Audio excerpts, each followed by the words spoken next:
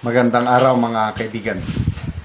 Bigyan natin ng reaction, opinion itong post ng Inquirer.net titled, Weakest Value in History. Breaking! The Philippine peso fell to a new historic low of 59.44 against the US dollar on January 14 kahapon, surpassing the previous record low of 59.355 set last week. So, maalala ko noong December, bago mag-New Year, nagpahayag si Executive Secretary Ralph Recto na better days are ahead, sabi niya. Dahil nakikita niya, mag-i-improve daw ang ekonomiya ng Pilipinas for 2026. At ang marching orders niya sa gabinete is revive the sluggish economy, patasin ang value ng peso against the dollar, attract foreign investors. Mga ganun. So, ano ngayon? Ang ating ekonomiya talagang lagapak itong 2025. Correct me if I'm wrong. Narinig ko lang kay Attorney Vic Rodriguez, 4.6% lang daw ang economic growth natin for 2025. Tinalo pa tayo ng Cambodia. Ang Cambodia is 4.8%. Ang Vietnam is 8.2%. Malayo nung kay PRRD bago mag-pandemic 2019, nasa 7 basta nakaabot tayo ng 7% economic growth. Pinakamataas na level panahon ni PRRD bago nag-pandemic. Ngayon, wala nang pandemic, wala nang mga except sa man-made disaster na talamak na korupsyon. Kaya ito na po ang nangyayari. Basa tayo sa mga comments. 9,800 ang nag-comment, people who elected, 4,000 ang lumuluha. 1,600 ang tumatawa, 3,000 lang ang nag-like. Ano ba yung nilike nila? Okay. Comments. Nina, sabi niya, bittersweet moments for Filipinos earning US dollars. Okay. Kami nga mga vloggers, dahil dollars ang sweldo namin galing sa YouTube, medyo pabor sa amin ng kaunti. Mga OFWs natin, pabor ng kaunti, but suma total, wala rin. Lugi pa rin. Bakit? Basta lumalakas ang dolyar, bumababa ang value ng peso, nagkakaroon po ng matinding epekto. Inflation. Presyo ng bibilhin tumataas. Kasi yung mga ini-import natin na mga gamit, example, sa sardinas, nag-import tayo ng yung gagawin sa lata, pinabayaran natin na mas mahal dahil imported eh. So, tatas ang presyo ng sardinas. Ano pa? Yung oil, nag-i-import tayo ng langis. Dollar ang ating ibinabayad. So, tumataas ang presyo ng langis. Pag tumataas ang presyo ng langis, automatic, lahat ng mga bibilhin, mga needs natin, tumataas. Kaya, hindi mo masasabi na pabor sa mga OFWs, pabor sa mga kumikita ng dolyar, itong pag-devaluate sa peso.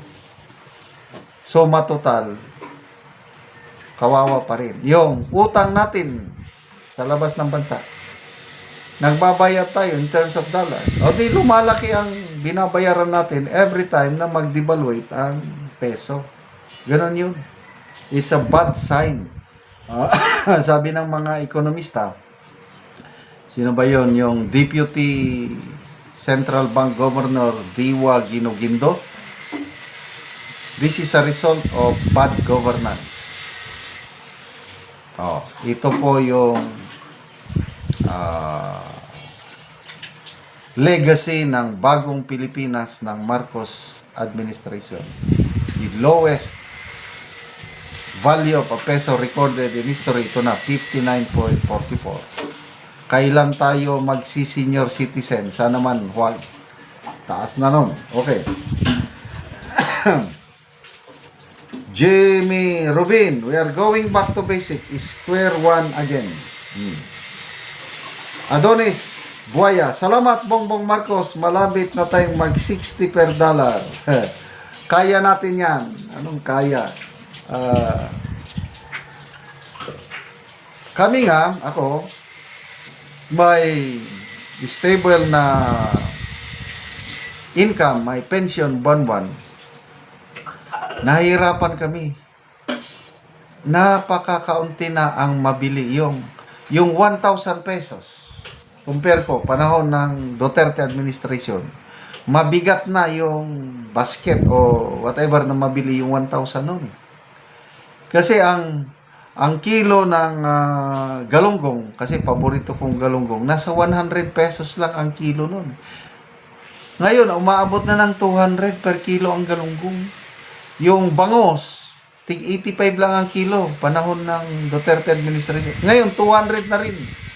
Ganon, halos nadoble ang nadoble ang presyo dahil nga sa inflation. So, mahina ang dolyar, kakaunti ang investors, kakaunti ang trabaho. Ano po ang kinabukasan ng ating bansa? Kaya tama si VP Sara nung sinabi niya, God save the Philippines. Magtiis na po tayo hanggang 2028.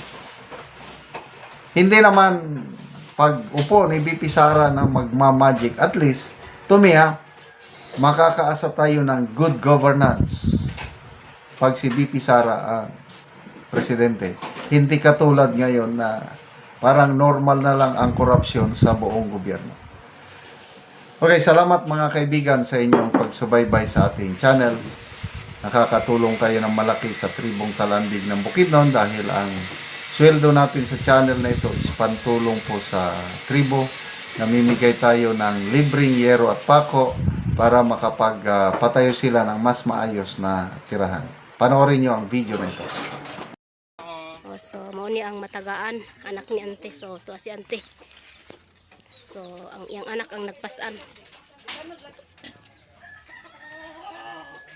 So, pagkaluoy gud nila ante kay kuan ng balayo.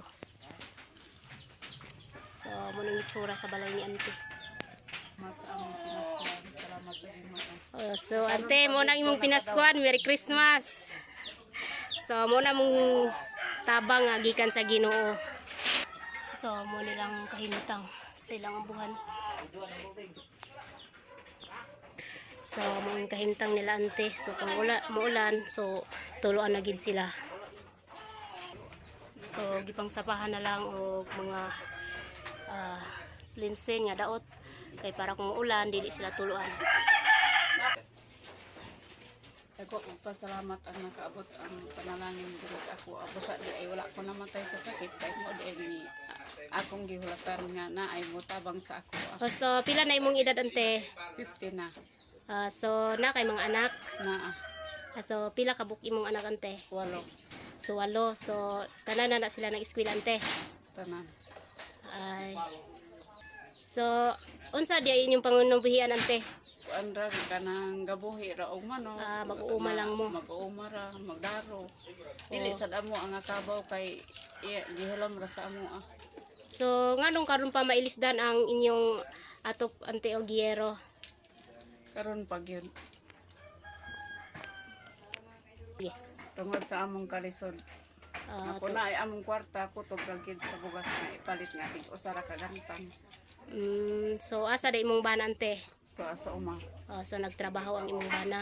So ante dako kayong pasalamat mo to ang among gihatag sa imuha nga atol pagyud sa Pasko ug Merry Christmas kay ante. God Salamat sa bless. Ginoo. Okay.